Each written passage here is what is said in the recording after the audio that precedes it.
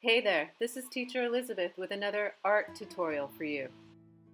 Today we're going to be celebrating Aztec culture by drawing an Aztec pyramid. The Aztecs were a highly advanced culture that flourished between 1345 and 1521.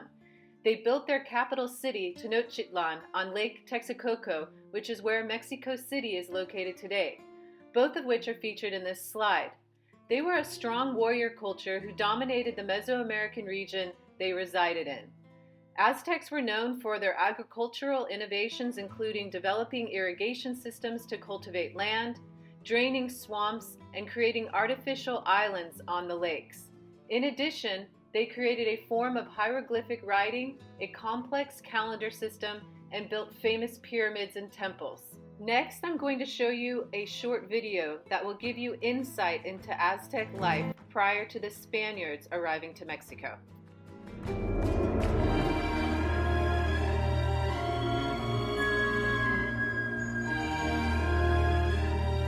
Tenochtitlán, la capital del Imperio Mexica.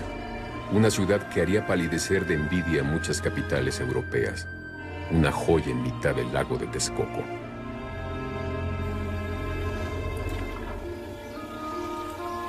Canales y acueductos permitían el paso de embarcaciones y suministraban agua limpia a hogares y cultivos. Las chinampas, huertas flotantes, suministraban verduras y flores a la ciudad. Cuando Londres contaba con apenas 60,000 habitantes, la Gran Tenochtitlán tenía más de 200,000. Grandes pirámides, templos dedicados a los dioses aztecas, despuntaban sobre la superficie plana de la ciudad.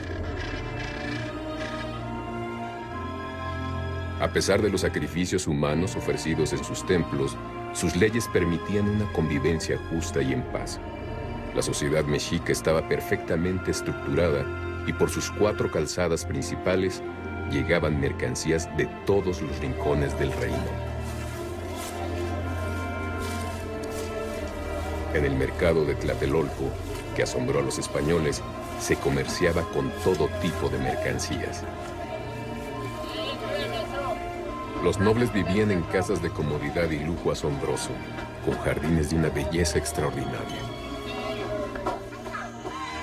Los españoles la compararon con Sevilla y aún con Roma, incapaces de describir lo que veían. Allí, el 8 de noviembre de 1519, Moctezuma y el que creía emisario de Quetzalcóatl, Hernán Cortés, se encontrarían por fin cara a cara.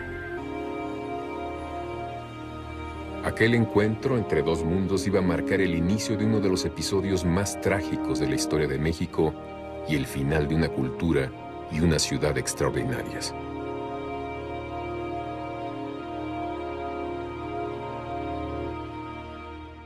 To celebrate this wonderful culture, we are going to create one of their pyramids. And here's an example of what we're going to make today. But before we get started, I need to make sure you have all the art supplies you need. You will need a ruler, pencil, paper, and colored pencils. All right, let's get started. Please orient your paper landscape and draw me a horizon line with 2 vanishing points on either end. The horizon line will be in the upper half of the paper. After that, I want you to draw me a center line that's a little bit left of center in the paper. It will be about 3/4 of an inch from the top and about 2 inches from the bottom. Next, at the top of that center line, draw 2 diagonal lines that don't go lower than the bottom of that center line. After that, you're going to go to the bottom of that center line and line up the bottom of the center line with the far right vanishing point and draw a line to draw the base of the pyramid. Then you will repeat the same step on the other side. Next, go ahead and erase away the horizon line that goes through the pyramid. Next, you're going to draw 12 hatch marks going down the center of the pyramid. The first 2 will be wider than the hatch marks in between. Make sure there's a 2-inch gap in between the base of the pyramid and the last hatch mark. Next, we are going to draw diagonal lines from those hatch marks and line them up with the vanishing points on the left side and the right side. You're going to be repeating this same step over and over like I'm doing in the slide, lining up the ruler with the hatch mark and the corresponding vanishing point and drawing a line. Keep the lines within the pyramid. We don't need to exit the pyramid. These are the steps for the pyramid. We are creating a pyramid in 2-point perspective. Again, each one of those lines will line up with a hatch mark and the corresponding vanishing point. Do not exit the pyramid. All right, now we've got that part completed. The next step is we're going to create the steps by dropping vertical lines down at the end of each one of those lines we just drew. We are drawing steps. So again, drop a vertical line down from the end of each one of those diagonal lines you just drew, and then erase away the unneeded lines. Next, we're going to draw these ramped triangle shapes coming off either side of the pyramid. To do this, start at the top of the center line you initially drew and draw 3 diagonal lines. 2 of those diagonal lines will be closer together and 1 will be further apart. We're drawing the side of this triangle shape as well as the top.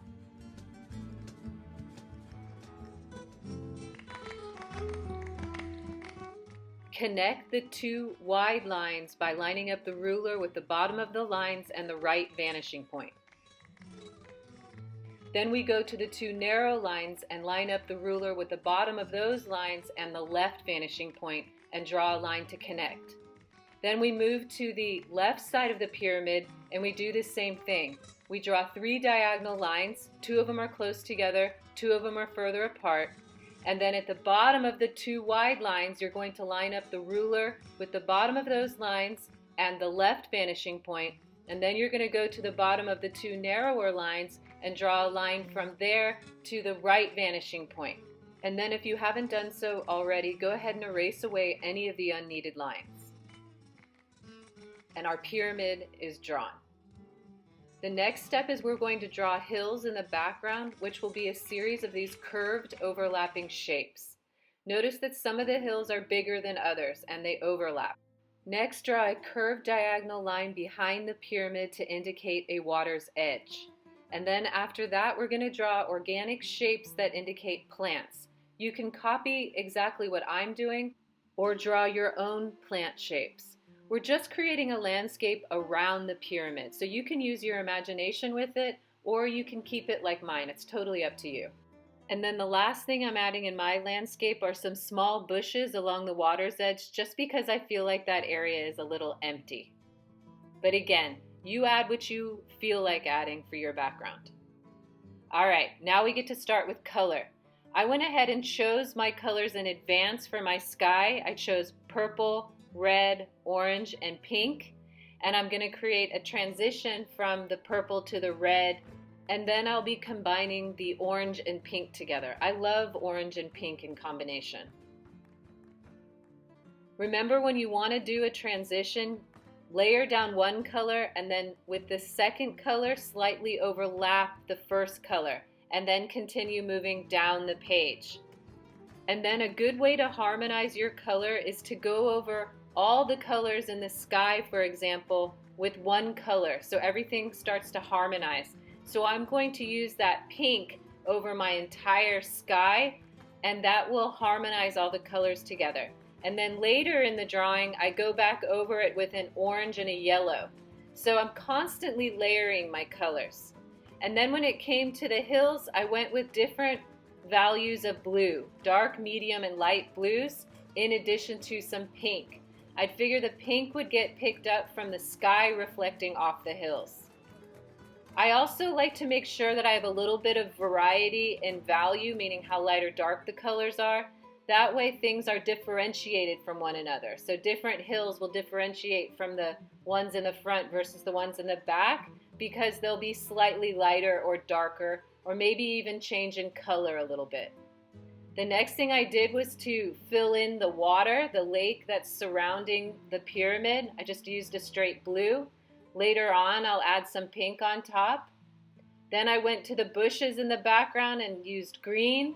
And now I'm using the brown to cover all of the ground. But this won't be the only color I add to the ground. I'm also going to be adding yellow on top of it, as well as some blue later on. As I was filling in the ground, I realized I was kind of losing the drawing of my pyramid. So I came back in with a brown colored pencil and redrew the entire pyramid so that I wouldn't lose my drawing.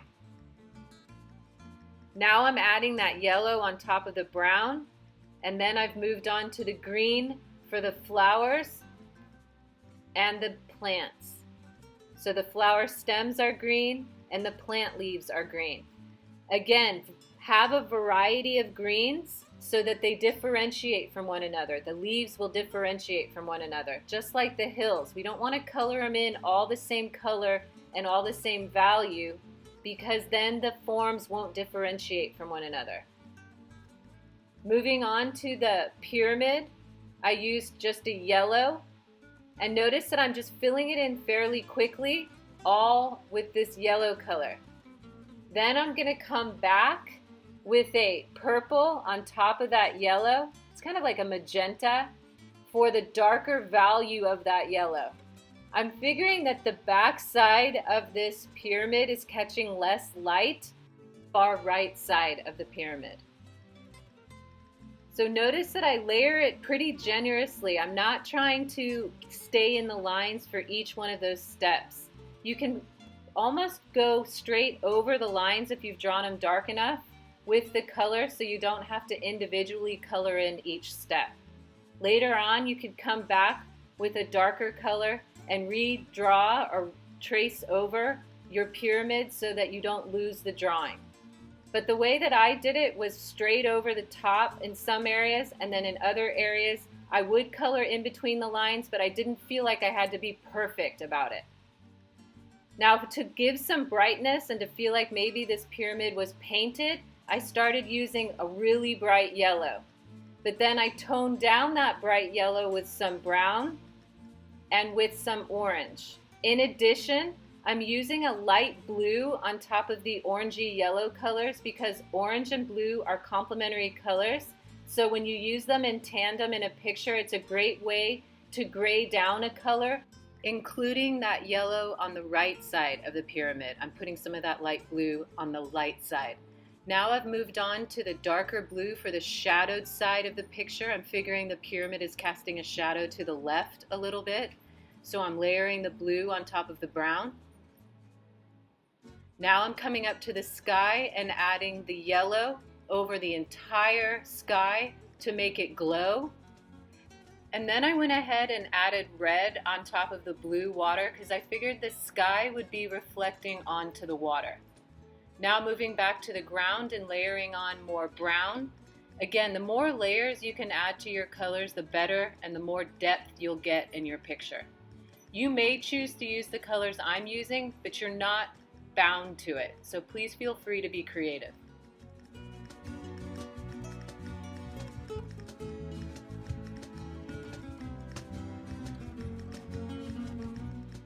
So I continue to overlap my colors. I'm using varieties of greens for my plants.